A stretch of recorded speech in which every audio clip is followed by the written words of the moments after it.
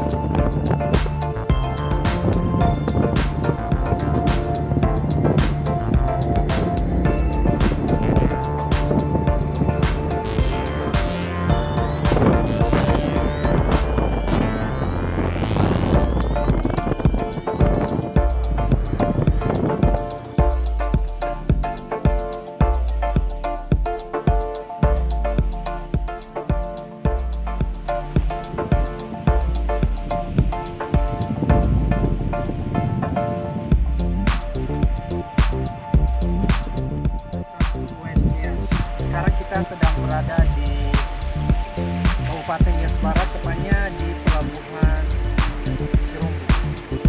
Silakan mari saksikan keindahan tepi pantai Nias Barat.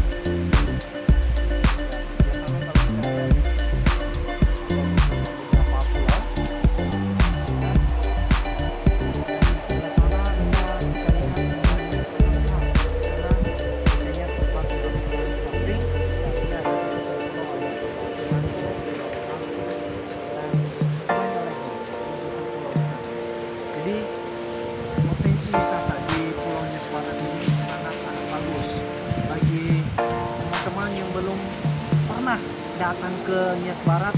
Jangan lupa rencanakan tur teman-teman, dan bila butuh informasi bisa hubungi nomor di bawah ini dan bisa kita tangani. Oke, demikian saja, dan mari terus saksikan perjalanan kami di Nias Barat ini.